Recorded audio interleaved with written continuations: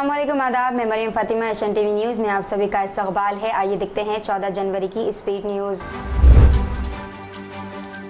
मशरिक़ वस्ती में हालात धमाका खैज होते ही नजर आ रहे हैं। रवा और ईरान के सख्त रद्दअमल के बावजूद स्नेचर को लगातार दूसरे दिन अमेरिका और बरतानिया ने यमन में हौसी जंगजू को निशाना बनाया है। इस हमले में रडार सिस्टम को निशाना बनाया गया, जबकि कई शहरियों के हलाक होने की इत्तलात भी मौसूल हुई है, जबकि अमेरिका ने हमलों को हक बजाहट ठहराया। इसराइल हमास जंग को 100 दिन मुकम्मल हो गए हैं। इस जंग में अब तक इसराइल 23,763 फ़लस्तीनियों का कत्ल कर चुका है, जबकि 40,317 जख्मी हैं। अलावा अजीज 7,000 फ़लस्तीनी लापता हैं। मरकजी वज़ीर तवन्नाई और काबिल तजदीद तवन्नाई RK सिंह ने कहा है कि मुल्क भर में 13 करोड़ अफराद को गुर्बत से बाहर निकाला गया है। हैदराबाद के कृष्णानगर में मुनक़िदा विकसित भारत संकल्प यात्रा में हिस्सा लेते हुए वज़ीर ने कहा है कि मुख्तलिफ स्कीमों के फ़वाइद से अवाम के चेहरों पर मुस्कुराहट आ रही है। हिंदुस्तान ने पाकिस्तान में बरतानिया की हाई कमिश्नर के मकबूजा कश्मीर के दौरे पर एतराज़ जाहिर किया है और इसे हिंदुस्तान की खुद मुख्तारी और सालमियत की खिलाफ वर्जी करार देते हुए कहा है कि इसे बर्दाश्त नहीं किया जा सकता। कांग्रेस के सीनियर लीडर और तर्जुमान जयराम रमेश ने हिंदुस्तान सरहदों पर चीन के बढ़ते हुए कब्जे पर मोदी हुकूमत को शदीद तनक़ीद का निशाना बनाया। जयराम रमेश ने कहा है कि वज़ीर आज़म ने 19 जून 2020 को चीन को क्लीन चिट देते हुए जो बयान दिया था कि हमारी सरहदों में कोई नहीं घुसा है, शहीद जवानों की तौहीन था। तुर्की की जानिब से इसराइल के खिलाफ नस्लकशी के मुकदमे के सबूत आलमी अदालत इंसाफ के रूबरू पेश कर दिए गए हैं। रिपोर्ट के मुताबिक तुर्की के सदर रजब तैयब एर्दोगान का इस हवाले से कहना है कि फ़लस्तीनी शहरियों के खिलाफ नस्लकशी के इर्तिकाब के इल्ज़ाम में अक़वाम मुत्तहिदा की बैनुल अक़वामी अदालत इंसाफ में इसराइल के खिलाफ जनूबी अफ्रीका की तरफ से दायर मुकदमे के लिए दस्तावेज़ात जमा कराए गए हैं। जनूबी तुर्की की रियासत गाजी अंताब में शामी पनाह गज़ीन बच्चे पर हमले के वाक़े ने मुल्क में शदीद हंगामा और गुस्से की लहर दौड़ा दी है। 14 साला बच्चे का रियासत के अंदर वाक़ एक अस्पताल में इलाज जारी रहने के 2 रोज़ बाद इस केस की एक वीडियो और दीगर तफसीलात सामने आई है। बच्चे को चंद रोज़ कबल अगवा के बाद वहशियाना तशद्दुद का निशाना बनाया गया था। कांग्रेस कायद मणिशंकर अय्यर ने कहा है कि वज़ीर आज़म नरेंद्र मोदी की शख्सी तौर पर अयोध्या के राम मंदिर का इफ्तिताह करने की कोशिश इनके लिए भारी पड़ेगी, क्योंकि चारों शंकर आचार्य ने शिरकत से इनकार कर दिया है। साबिक़ मरकजी वज़ीर ने कहा है कि ये बताने की शुरुआत है कि हकीकी हिंदू कौन है, जो हिंदू मत और हिंदुत्व में फ़र्क जानता है। सुप्रीम कोर्ट ने hit and run motor accident case में मुआवजे के सिलसिले में कई हिदायत जारी किए। इसने इन हादसात में मुआवजे के दाखिले दरख्वास्त का तक़ाबुल करते हुए कहा कि बहुत कम मुतासरीन ने इस स्कीम के तहत मुआवजा हासिल किया। जस्टिस अबे और जस्टिस पंकज मित्तल पर मुश्तमिल बेंच ने कहा कि गुज़िश्ता 5 साल में हिट एंड रन केसेस में 660 अमवात हुई हैं और 113 अफराद जख्मी हुए, जबकि माली साल 2022 और 23 में क्लेम केसेस की तादाद सिर्फ 205 रही। हिंदुस्तानी क्रिकेटर मोहम्मद सिराज, जिन्होंने हाल ही में जनूबी अफ्रीका के खिलाफ टेस्ट मैच में शानदार कारकर्दगी का मुजाहरा किया, ने भारत राष्ट्रीय समिति के MLA कौशिक रेड्डी से मुलाकात की। मीटिंग के बाद MLA ने अपने सोशल मीडिया हैंडल पर लिखा कि अपने छोटे से मिलकर खुशी हुई। हैदराबाद में पुलिस ने आंध्र प्रदेश के नायब वज़ीर आला के नारायण स्वामी के खिलाफ कांग्रेस की रहनुमा सोनिया गांधी के बारे में इनके मुबैना तौहीन आमेज़ तबसरों पर मुकदमा दर्ज किया। कांग्रेस हुकूमत मुमकिन तौर पर प्रजा पालना एप्लीकेशंस को फिल्टर करने के लिए मसनूई ज़हानत यानी कि AI आर्टिफिशियल इंटेलिजेंस का इस्तेमाल करेगी, जो 16 मार्च 2024 से पहले लागू होने वाली अपनी 6 ज़मानतों के लिए मौसूल होने वाली 1.2 करोड़ गुजारिशात है।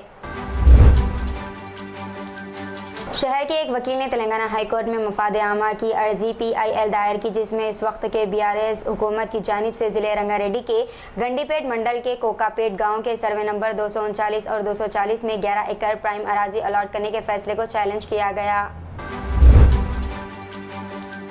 राहुल गांधी मणिपुर से भारत जोड़ो न्याय यात्रा पर निकल गए। तेलंगाना के CM रेवंत रेड्डी ने राहुल गांधी की भारत जोड़ो न्याय यात्रा की हिमायत की, जो जल्द ही अंपाल से शुरू होगी और 6,713 किलोमीटर का फासला तय करेगी, जिसमें 100 लोकसभा हलकों और 363 असेंबली हलकों का अहाता किया जाएगा और अजला का अहाता भी किया जाएगा।